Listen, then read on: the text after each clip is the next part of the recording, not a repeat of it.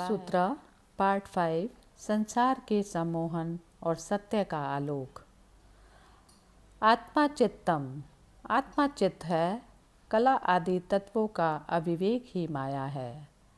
कलादीनाम तत्वानाम विवेको माया, मोहावर्णात् सिद्धिः मोहजयात् नत्ता भोगात् सहज विद्या जागृत द्वितीय करः। कला आदि तत्वों का विवेक ही माया है। मोह आवरण से युक्त योगी को सिद्धियां तो फलित हो जाती हैं, लेकिन आत्मज्ञान नहीं होता। स्थायी रूप से मोह जय होने पर सहज विद्या फलित होती है। ऐसे जागृत योगी को सारा जगत मेरी ही किरणों का विस्तार है, ऐसा बोध होता है। आत्मा चित्तम, आत्मा चित्त है। यह सूत्र अति महत्वपूर्ण है। सागर में लहर दिखाई पड़ती है, लहर भी सागर है। लहर कितनी ही विशुद्ध क्यों ना हो, लेकिन लहर कितनी ही सतह पर क्यों ना हो, उसके भीतर भी अनंत सागर है। शूद्र भी विराट को अपने में लिए है। कण में भी परमात्मा छिपा है। तुम कितने ही पागल हो गए हो, तुम्हारा मन कितना ही उद्विग्न क्यों ना हो, कितने ही रोग, कितनी ही व्याधियों ने तुम्हें घेरा हो, फिर भी तुम परमात्मा हो। इससे कोई भेद नहीं पड़ता कि तुम सोए हो या बेहोश हो। बेहोशी में भी परमात्मा ही तुम्हारे भीतर बेहोश है। सोए हुए में भी परमात्मा ही तुम्हें भीतर सो रहा है। इससे कोई अंतर नहीं पड़ता कि तुमने बहुत पाप किए, बहुत पापों का विचार किया, वे विचार भी परमात्मा ही तुम्हारे भीतर कर रहा है। वे पाप भी परमात्मा के माध्यम से ही हुए हैं। आत्मा चित्तम का अर्थ है कि तुम्हारी चित्त तुम्हारी आत्मा की ही एक परिणति है। यह एक बहुत महत्वपूर्ण सूत्र है। इसे समझ लेना बहुत ज़रूरी है। तुम चित्त से लड़ना शुरू कर देते हो, और जो भी चित्त से लड़ेगा वह हार जाएगा। विजय का मार्ग है चित्त को स्वीकार कर लेना कि वह भी परमात्मा का है। संघर्ष नहीं, व्यर्थ की, द्वंद्व की, द्वैत की स्थिति नहीं। लहर भी सागर है। इस प्रतीति के साथ ही मन की विकृतियाँ क्षीण हो जाती हैं। जिस दिन भी तुम यह समझ पाओगे कि शूद्र में विराट छिपा है, शूद्र की क्षुद्रता खोनी शुरू हो जाएगी। उसकी सीमा तुम्हारी मानी हुई है। छोटे से कण की भी कोई सीमा नहीं है, वह भी असीम का ही भाग है। सीमा तुम्हारी आंखों के कारण दिखाई पड़ती है। जैसे ही तुम देख पाओगे कि सीमा में भी असीम छिपा है, सीमा खो जाएगी। यह जीवन की गहनतम प्रतीति है कि जिस दिन भी व्यक्ति अपने चित्त में भी परमात्मा को देखने लगता है, अपनी बुराई में भी उसी को देखता है, अपनी भटकान में भी उसके ही चरण चिन्हों को पाता है, उसी दिन से भटकन बंद हो जाती है। भटकन का अर्थ है कि तुमने अपने को परमात्मा से अलग माना है। उस अलगपन में ही तुम्हारा सारा पाप है, तुम्हारी सारी विकृति है। तुमने अपने को भिन्न माना है, वही तुम्हारा अहंकार है। और यह बड़े आश्चर्य की बात है कि अहंकार के संबंध में पापी और पुण्य आत्मा में भी रत्ती भर भी भेद नहीं होता। पापी भी अहंकार से भरा होता है, उतना ही जितना जिसे हम पुण्य आत्मा कहते हैं, वह अहंकार से भरा होता है। उनके कृत्य होंगे अलग, लेकिन उनकी प्रतीति एक ही है। दोनों ही अपने को भिन्न मान रहे हैं। एक अपने को बुरा मान रहा है, एक अपने को भला मान रहा है, लेकिन दोनों अपने को भिन्न मान रहे हैं। और जब तक तुम भिन्न मानोगे, तब तक तुम भिन्न बने रहोगे। भिन्न तुम हो नहीं, तुम्हारी मान्यता ने ही तुम्हें संकीर्ण किया है, तुम्हारी धारणा ने ही तुम्हें बांधा है। तुम अपने ही ख्याल में, अपने ही ख्याल के कारागृह में कैद हो। अन्यथा चारों तरफ खुला आकाश है और कहीं कोई दीवार नहीं है। किसी ने भी तुम्हें रोका नहीं, किसी ने कोई बाधा नहीं खड़ी की। तुम्हारी अस्मिता कैसे गल जाए। आत्मा चित्तम, इसका अर्थ है कि तुम नहीं हो, तुम परमात्मा हो। तुम बड़े विराट से जुड़े हो। तुम छोटी लहर नहीं बल्कि पूरे सागर हो। इस विराट की प्रतीति से तुम्हारा अहंकार खो जाएगा और जहाँ अहंकार नहीं वहाँ पाप का कोई उपाय नहीं। एक ही पाप है कि मैं पृथक हूँ, और यह पृथकता का भाव जिसे हम साधु कहते हैं उसमें भी बना रहता है। एक बार एक हठ योगी मरा, स्वर्ग पहुँचा, द्वार पर दस्तक दी, द्वार खुला और पहरेदार ने कहा, स्वागत है, भीतर आएं। हठ योगी ठिठक गया। उसने कहा, अगर ऐसा स्वर्ग में सभी का स्वागत हो रहा है, क्योंकि ना तुमने पूछा पता ठिकाना, ना तुमने पूछा कृत्य, ना तुमने पूछा कि कौन हूँ, क्या किया, पुण्य की पाप, कुछ भी नहीं पूछा, और सीधा अगर इस तरह स्वागत है नत्थू खैरे क्या, तो यह स्वर्ग भी मेरे लिए स्वर्ग नहीं। ना आरक्षण किया, ना कोई रिजर्वेशन, ना कोई पूछताछ, सीधा स्वागत, अरे गहरे नत्थू खैरे का भी। तो फिर यह मेरी धारणा स्वर्ग की नहीं, यह अहंकार पुण्य से भरा है, पाप से नहीं। साधना की है, इसने बड़ी सिद्धियां पाई हैं, लेकिन सब सिद्धियां व्यर्थ हो गई। सभी सिद्धियों ने अहंकार को ही भरा है, यह असिद्धि हो गई। एक छोटा अहंकार हमेशा दुर्गम को खोजता है, कठिन को खोजता है, और जीवन बिल्कुल सरल है। इसीलिए अहंकार जीवन से वंचित रह जाता है, और परमात्मा से सरल कुछ भी नहीं। इसलिए अहंकार उस द्वार पर जाता ही नहीं, वह द्वार खुला ही है, वहाँ स्वागत ही है, बिना पूछे कि तुम कौन हो। अगर परमात्मा के द्वार पर भी पूछा जाता हो कि तुम कौन हो, तब स्वागत होगा, तो वह द्वार संसारिक ही हो गया। तुम उस द्वार पर खड़े ही हो। अगर तुमने पीठ की है तो तुमने अपने कारण ही की है, द्वार ने तुम्हारा तिरस्कार नहीं किया। तुम अगर आंख बंद किए हो और द्वार तुम्हें नहीं दिखता तो अपने ही कारण, अन्यथा द्वार सदा खुला है और निमंत्रण सदा तुम्हारे लिए है। स्वागत सदा वहाँ लिखा है। आत्मा चित्तम, इसका अर्थ है कि तुम अपने को पृथक मत मानना, कितने ही बुरे तुम हो। इसका अर्थ यह नहीं कि तुम अपनी बुराई किए चले जाना, इसका यह अर्थ नहीं कि तुम बुरे बने रहना, तुम बने ही ना रह सकोगे। इसमें एक मनोचिकित्सक कहते हैं कि व्यक्ति वैसा ही हो जाता है जैसा वह स्वयं को मानता है। मान्यता ही धीरे धीरे जीवन बनती चली जाती है। अगर आदमी बुरा भी हो तो भी उसे बुरा मत कहना, क्योंकि बुरा कहने से, बार बार पुनरुक्त करने से कि तुम बुरे हो यह मंत्र बन जाता है। और अगर सब तरफ सभी लोग दोहराते रहें कि तुम बुरे हो, तो वह व्यक्ति भीतर दोहराने लगता है कि मैं बुरा हूँ।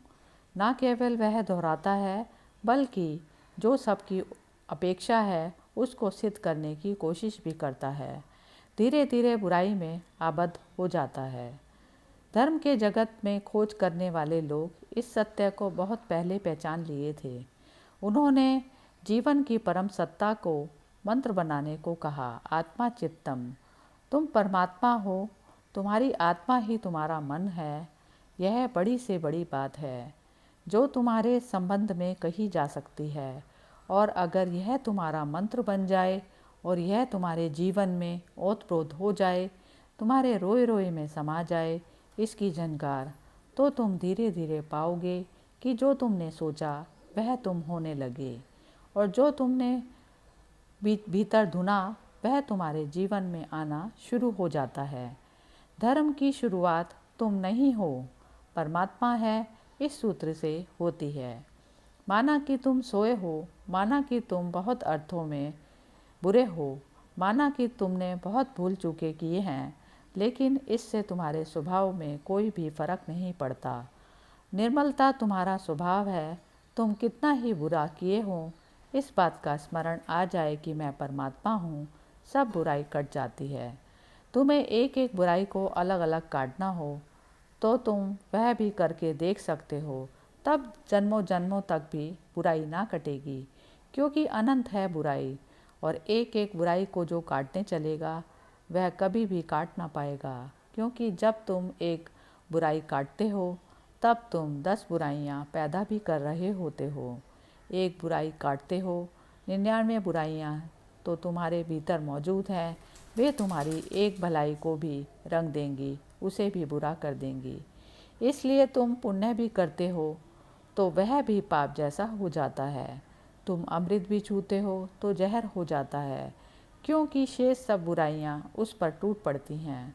तुम मंदिर भी बनाओ तो भी उससे विनम्रता नहीं आती, उससे अहंकार बढ़ता है। और अहंकार के बड़े सूक्ष्म रास्ते हैं, व्यर्थ से भी अहंकार बढ़ता है। एक बार एक आदमी के पास एक कुत्ता था। ना उस कुत्ते की कोई नस्ल का ठिकाना था, ना कोई डील डॉल, देखने में बदशक्ल, कमज़ोर, हर समय डरा हुआ, भयभीत, पैर झुके हुए, शरीर दुर्बल। लेकिन वह आदमी उसकी तारीफ करते नहीं थकता था।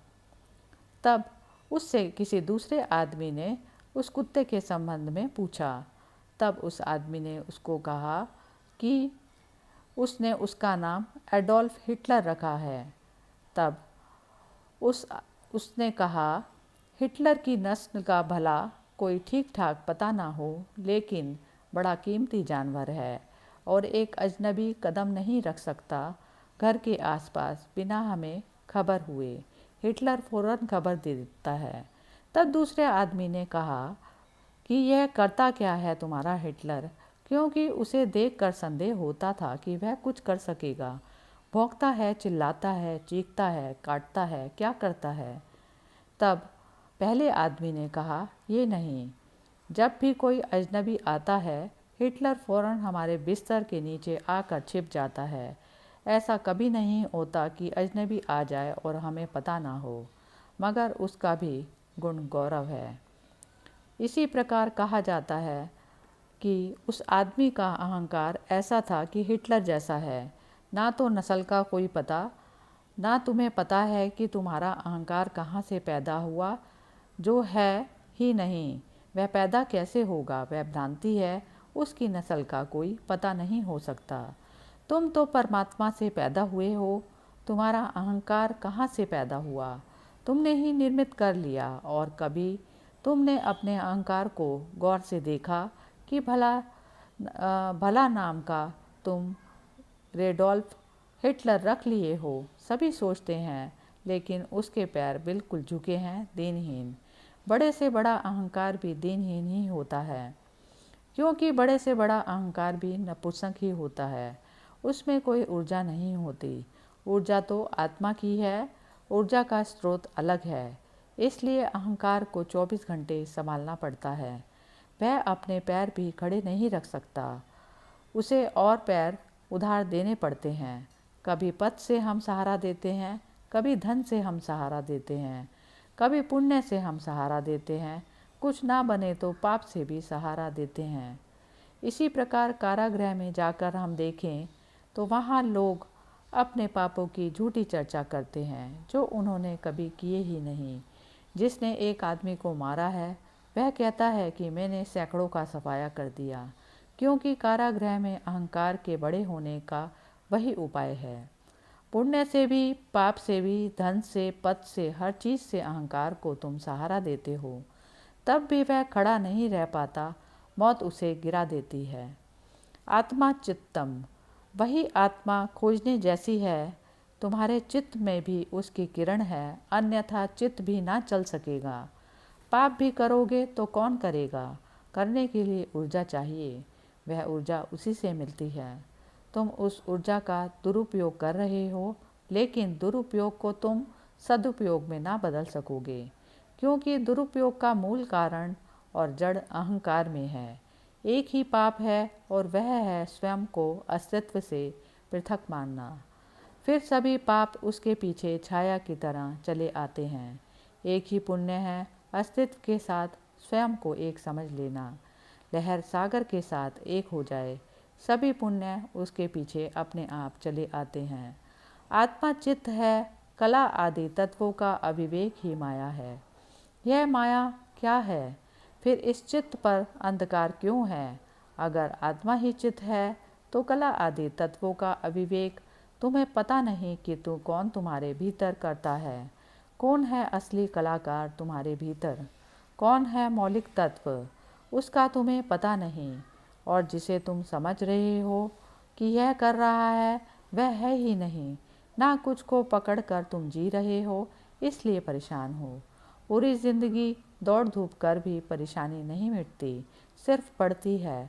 और पूरी ज़िंदगी श्रम करके भी आनंद की एक बूंद भी नहीं मिलती, सिर्फ दुख के पहाड़ बड़े हो जाते हैं। फिर भी आदमी आखिरी दम तक व्यर्थ के पीछे दौड़ता रहता है। आखिर व्यर्थ में इतना रस क्यों है? समझने की कोशिश करें। व्यर्थ की एक खूबी है। एक आदमी ने एक नया बंगला खरीदा, बगीचा लगाया, फूल के बीज डाले, पौधे भी आने शुरू हो गए, लेकिन साथ साथ घास पात भी उगा। वह थोड़ा चिंतित हुआ। उसने पड़ोसी मुल्ला नसीरुद्दीन से पूछा कि कैसे पहचाना जाए कि क्या घास पात है और क्या असली पौधा है। नसीरुद्दीन ने कहा, सीधी तरकीब है, दोनों को उखाड़ लो, जो फिर से उग जाए वह घास पात है। व्यर्थ की एक खूबी है, उखाड़ो, उखाड़ने से कुछ नहीं मिटता। उखाड़ने में सार्थक तो खो जाएगा, व्यर्थ फिर उग जाएगा। सार्थक को बो, तब भी पक्का नहीं कि फसल काट पाओगे, क्योंकि 1000 बाधाएं हैं। व्यर्थ को बो ही मत, तो भी फसल काटोगे। उखाड़ उखाड़ कर फेंको तो और उग जाएगा। व्यर्थ को बनाने में श्रम नहीं करना पड़ता, सार्थक को बनाने में बड़ा श्रम करना पड़ता है। इसीलिए तुमने व्यर्थ को चुना है, वह अपने से उग रहा है। किसी को चोर होने के लिए मेहनत नहीं करनी पड़ती, चोरी घास पात की तरह उगती है। किसी को काम वासना से भरने के लिए श्रम नहीं करना पड़ता, कोई प्रार्थना, कोई योग, कोई साधना, यह घास पात की तरह उगता है। क्रोध करने के लिए कहीं सीखने जाना पड़ता है, किसी विद्यापीठ में नहीं, वह घास पात की तरह है। ध्यान सीखना हो तो कठिनाई शुरू होती है, प्रेम सीखना हो तो बड़ी कठिनाई होती है, मोह बढ़ता है। अपने आप घास पात की तरह। प्रेम श्रम मांगता है, और प्रेम को अगर लाना हो तो घास पात को प्रति क्षण उतार के फेंकना होगा। व्यर्थ की एक खूबी है कि वह तुमसे श्रम नहीं मांगता। तुम आलसी बने रहो, वह अपने आप बढ़ता है। वह तुम्हें मृत्यु के आखिरी क्षण तक पकड़े रखेगा। साधक का अर्थ है जिसने सार्थक की खोज शुरू की। सार्थक को पाना यात्रा है, पर्वत की तरफ, ऊंचाई की तरफ। व्यर्थ को पाना लुढ़कने जैसा है, जैसे पत्थर पहाड़ से लुढ़कता हो। वह अपने ही आप चला जाता है, गुरुत्वाकर्षण उसे नीचे खींच लेता है, कुछ करना नहीं पड़ता। तुमने अब तक जीवन में कुछ भी नहीं किया है, इसलिए तुम व्यर्थ हो। तुम कहोगे नहीं ऐसी बात कि मैंने धन कमाया, मैं पद प्रतिष्ठा पर पहुंचा, मैंने बड़ी उपाधियां इकट्ठी करी। साधक का अर्थ है जो इस सत्य को समझ गया कि जो अपने आप बढ़ रहा है वह व्यर्थ ही होगा, मुझे कुछ बोना पड़ेगा। ऐसा वासना के साथ होता है, ऐसा क्रोध के साथ होता है, तुम कभी भूल कर भी नहीं छोड़ पाते। एक तथ्य को समझने की कोशिश करो, क्योंकि ध्यान तुम्हें करना पड़ता है, इसीलिए छूट छूट जाता है। वे बीज हैं जो बोने पड़ते हैं, उन्हें संभालना पड़ेगा, और यह सब कचरा अपने आप उगता है। जो भी अपने आप चल रहा है उसे व्यर्थ समझना, और जब तक तुम उसी में जीते रहोगे तब तक तुम्हें कुछ भी ना मिलेगा। तब मौत के समय तुम पाओगे कि तुम खाली हाथ आए और खाली हाथ जा रहे हो, और यह अविवेक ही माया है, यह मूर्छा है, यह भेद ना कर पाना कि क्या सार्थक है, क्या व्यर्थ है। शंकर ने सार्थक और व्यर्थ के विवेक को ही ज्ञान कहा है। जीवन में यह दिखाई पड़ जाए कि यह सार्थक और यह व्यर्थ, वहाँ दोनों हैं, वहाँ घास पात भी है और फूल के पौधे भी हैं।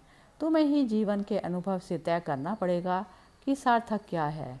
सार्थक पर दृष्टि आ जाए तो भ्रम पर दृष्टि आ गई, और व्यर्थ पर दृष्टि लगी रहे तो माया में भटकन है। ना तुम्हें पता है कि तुम कौन हो, ना तुम्हें पता है कि तुम किस दिशा में जा रहे हो, ना तुम्हें पता है तुम कहाँ से आ रहे हो। तुम बस रास्ते के किनारे के कचरे से उलझे हुए हो। राह के किनारे को तुमने घर बना लिया, और इतना चिंताओं से तुम भरे हो उस व्यर्थ के कचरे के कारण जो तुम्हारे बिना ही उग रहा है। तुम्हें उस संबंध में चिंतित होने का कोई भी प्रयोजन नहीं। अविवेक माया है। अविवेक का अर्थ है भेद ना कर पाना, डिस्क्रिमिनेशन का अभाव, यह तय न कर पाना कि क्या हीरा है और क्या पत्थर। जीवन के जौहरी बनना होगा। जीवन के जौहरी बनने से ही विवेक पैदा होता है। तुम्हारे पास जीवन है और तुम खोजो, और इसको खोज को ही ऐसा समझना कि जिस दिन तुम्हारे जीवन में वह चलने लगे जिसे तुम चलाना चाहते हो, और जिसका चलना मुश्किल था उस दिन समझना कि फूल आएंगे, और जिस दिन उसका उगना बंद हो जाए जो अपने आप उगता था, समझना माया समाप्त हो गई। मोह आवरण से युक्त योगी को सिद्धियां तो फलित हो जाती हैं, लेकिन आत्मज्ञान नहीं होता। और यह व्यर्थ इतना महत्वपूर्ण हो गया है कि जीवन में जब तुम सार्थक को भी साधने लगते हो तब भी सार्थक नहीं सदता, व्यर्थ ही सदता है।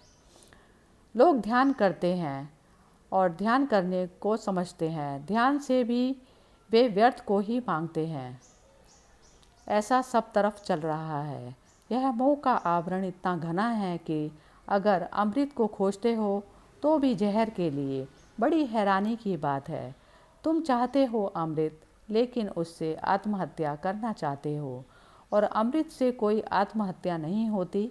अमृत पिया कि तुम अमर हो जाते हो, लेकिन तुम अमृत की तलाश में आते हो तो भी तुम्हारा लक्ष्य आत्महत्या का ही है। धन या देह, संसार का कोई ना कोई अंग, वही तुम धर्म से भी पूरा करना चाहते हो। मंदिरों में जाकर लोग यही मांगते हैं। मंदिर में भी संसार को ही मांगने जाते हैं। तुम्हारा मंदिर सुपरमार्केट की तरह है, बड़ी दुकान है जहाँ ये सब चीज़ें बिकती हैं, जहाँ सभी कुछ बिकता है, लेकिन तुम्हें अभी मंदिर की कोई पहचान नहीं। इसीलिए मंदिर के पुजारी भी दुकानदार की तरह से बैठे हैं। सिद्धि की आकांक्षा दूसरों को प्रभावित करने में है। धार्मिक व्यक्ति की वही आकांक्षा नहीं है, वही तो संसारिक का स्वभाव है। यह सूत्र कहता है, मोह आवरण से युक्त योगी को सिद्धियां तो फलित होती हैं, लेकिन आत्मज्ञान नहीं होता। वह कितनी ही बड़ी सिद्धियों को पाले, उसके छूने से मुर्दा जिंदा हो जाए, उसके स्पर्श से बीमारियां खो जाएं, वह पानी को छू दे तो औषधि हो जाए, लेकिन उससे आत्मज्ञान का कोई भी संबंध नहीं है। सच की तो स्थिति बिल्कुल उल्टी है। जितना ही वह व्यक्ति सिद्धियों से भरता जाता है, उतना ही आत्मज्ञान से दूर होता जाता है, क्योंकि जैसे जैसे अहंकार बढ़ता है वैसे वैसे आत्मा खाली होती चली जाती है, और जैसे जैसे अहंकार खाली होता है वैसे वैसे आत्मा बढ़ती है। तुम दोनों को साथ ही साथ न भर पाओगे। दूसरे को प्रभावित करने की आकांक्षा छोड़ दो, अन्यथा योग भी भ्रष्ट हो जाएगा। तब तुम योग भी साधोगे, वह भी राजनीति होगी। इसीलिए तथाकथित सिद्ध परमात्मा तक नहीं पहुंच पाते। परम सिद्धियां उनकी हो जाती हैं, लेकिन असली सिद्धि चूक जाती है। वह असली सिद्धि है आत्मज्ञान। क्यों आत्मज्ञान चूक जाता है? क्योंकि सिद्धि भी दूसरे की तरफ देख रही है, अपनी तरफ नहीं। अगर कोई भी ना हो दुनिया में, तुम अकेले हो, तो तुम सिद्धियां चाहोगे। तुम चाहोगे कि पानी को छूं औषधि हो जाए, मरीज को छूं स्वस्थ हो जाए, मुर्दे को छूं जिंदा हो जाए। कोई भी ना हो पृथ्वी पर, तुम अकेले हो, तो तुम ये सिद्धियां चाहोगे। तुम कहोगे क्या करेंगे, देखने वाले ही ना रहे, देखने वाले के लिए ही तो सिद्धियां थी। दूसरे पर तुम्हारा ध्यान है, तब तक तुम्हारा अपने पर ध्यान नहीं आ सकता, और आत्मज्ञान तो उसे फलित होता है जो दूसरे की तरफ से आंखें अपनी मोड़ ही लेता है। स्थायी रूप से मोह जय होने पर सहज विद्या फलित होती है। स्थायी रूप से मोह जय होने पर सहज विद्या फलित होती है। मोह को जय करना है। मोह का क्या अर्थ है? मोह का अर्थ है दूसरे के बिना मैं जी ना सकूँगा, दूसरा मेरा केंद्र है। मोह का अर्थ है तुमने अपने प्राण अपने से हटाकर कहीं और रख दिए। किसी ने अपने बेटे में रख दिए, किसी ने अपनी पत्नी में रख दिए, किसी ने धन में, किसी ने पद में, लेकिन प्राण कहीं और रख दिए। यही मोह संसार है, क्योंकि जहाँ जहाँ तुमने प्राण रख दिए तुम उसके गुलाम हो जाओगे। जिस राजा के प्राण तोते में बंद हैं वह तोते का गुलाम होगा, क्योंकि तोते के ऊपर सब कुछ निर्भर है। तोता मर जाए तो हमारे प्राण गए, तो वह तोते को संभालेगा। एक बार एक आदमी की पत्नी मर गई। वह औपचारिक तौर पर रो रहा था, लेकिन उसका मित्र बहुत तेजी से छाती पकड़ पकड़ के रो रहा था और बहुत ही तेजी से शोरगुल मचा रहा था।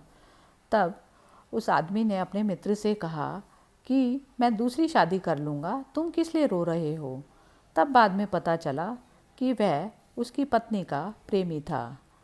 अब देखिए यहाँ पर कि कौन सी चीज़ उसे रुला रही थी। वही उसका मोह। कौन सी चीज़ के खो जाने पर तुम अनुभव करते हो अभाव का, वही तुम्हारा मोह है। परिवर्तन संसार का नियम है और वहाँ तुम चाहते हो कि कुछ स्थायी सहारा मिल जाए, वह नहीं मिलता, इसीलिए तुम प्रतिपल दुखी हो। हर क्षण तुम्हारे सहारे खो जाते हैं।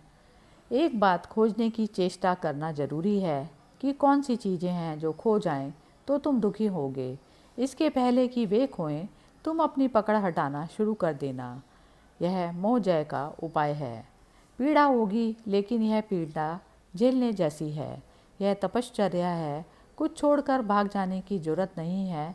तुम अपनी पत्नी को छोड़कर हिमालय भाग जाना, जहाँ तुम हो वहीं रहना, लेकिन पत्नी पर निर्भरता को धीरे धीरे काटते चले जाना है। कोई ज़रूरत नहीं कि पत्नी को इससे दुख दो। पत्नी को पता भी ना चलेगा, कोई कारण भी पता नहीं चलेगा कि तुम उससे मन से अलग हो जाओगे। जीसस ने कहा है, तुम्हारा बायां हाथ क्या करता है दाएं हाथ को भी पता ना चले, तो ही तुम ठीक ठाक साधक हो। क्योंकि दूसरे को पता चलाने की भी इच्छा भी अहंकार ही है। तुम पता चलाना चाहते हो कि तुम दूसरे को देखो, पत्नी को छोड़ दिया, हिमालय जा रहे हो, कितना महान कार्य किया। कुछ भी महान कार्य नहीं किया। कोई भी पति से पूछो, सभी पति हिमालय जाना चाहते हैं, नहीं जा पाते, वह दूसरी बात है। दो तरह की विद्याएं हैं। संसार की विद्या सीखनी है, दूसरे से सीखनी पड़ेगी। वह सहज नहीं है। कितना ही बुद्धिमान आदमी हो, संसार की विद्या दूसरे से ही सीखनी पड़ेगी। और कितना ही मूढ़ आदमी हो तो भी आत्मविद्या दूसरे से नहीं सीखनी पड़ेगी, वह तुम्हारे भीतर है। बाधा मोह की है। मोह कट जाता है, बादल छट जाते हैं, सूर्य निकल जाता है। ऐसे जागृत योगी को सारा जगत मेरी ही किरणों का प्रस्फुरण है, ऐसा बोध होता है। और जिस दिन यह सहज विद्या का जन्म होता है, जागृति आती चली जाती है, तो दिखाई पड़ता है कि सारा जगत मेरी ही किरणों का स्फुरण है। तब तुम केंद्र हो जाते हो। तुम बहुत चाहते थे कि सारे जगत के केंद्र हो जाओ। अहंकार के सहारे वह नहीं हो पाया, हर बार हारे, और अहंकार के खोते ही तुम केंद्र हो जाते हो। तुम जिसे पाना चाहते थे वह तुम्हें मिल गया, लेकिन तुम गलत दिशा में खोज रहे थे। चित्त एक वर्तुल है, तुम उसी में घूमते रहते हो चाक की तरह, और वह चाक चलता है तुम्हारे मोह से। मोह को तोड़ो, चाक रुक जाएगा। चाक के रुकते ही तुम पाओगे तुम केंद्र हो। तुम्हें केंद्र बनने की जरूरत नहीं है, तुम हो। तुम्हें परमात्मा बनने की आवश्यकता नहीं है, तुम हो ही। इसीलिए वह विद्या सहज है। ऐसे जागृत योगी को सारा जगत मेरी ही किरणों का स्फुरण मात्र है, ऐसा बोध होता है। और इस बोध का परम आनंद है। इस बोध में परम अमृत है। इस बोध के आते ही तुम्हारे जीवन से सारा अंधकार खो जाता है, सारी दुख, सारी चिंता। तुम एक हर्ष उन्माद से भर जाते हो। एक मस्ती, एक गीत का जन्म होता है तुम्हारे जीवन में। तुम्हारी श्वास श्वास पुलकित होती चली जाती है, सुगंधित हो जाती है किसी अज्ञात सोर्स से। यह सहज विद्या है। कोई शास्त्र इसे सिखा नहीं सकता, कोई गुरु इसे सिखा नहीं सकता, लेकिन गुरु तुम्हें बाधाएं हटाने में सहयोगी जरूर हो सकता है। सहज है ब्रह्म। कठिनाई है तुम्हारे मोह के कारण। कठिनाई यह नहीं है कि ब्रह्म को मिलने में देर है। कठिनाई यह है कि संसार को तुमने इतने ज़ोर से पकड़ा है कि जितनी देर तुम छोड़ने में लगा देते हो उतनी ही देर उसके मिलने में हो जाती है। इस क्षण छोड़ सकते हो, इसी क्षण उपलब्धि है। रुकना चाहो जन्मों जन्मों से तुम रुके हो, और भी जन्म जन्म रुक सकते हो। वैसे भी काफ़ी हो गया, ज़रूरत से ज़्यादा रुक लिए। अब और रुकना जरा भी अर्थपूर्ण नहीं। समय पक गया है और संसार के वृक्ष से तुम्हें गिर जाना चाहिए। और डरो मत कि वृक्ष से गिरेंगे तो खो जाओगे, लेकिन तुम्हारा जो व्यर्थ है वही खोएगा। जो सार्थक है वह अनंत गुना होकर उपलब्ध हो जाता है। हरि ओम तत्सत।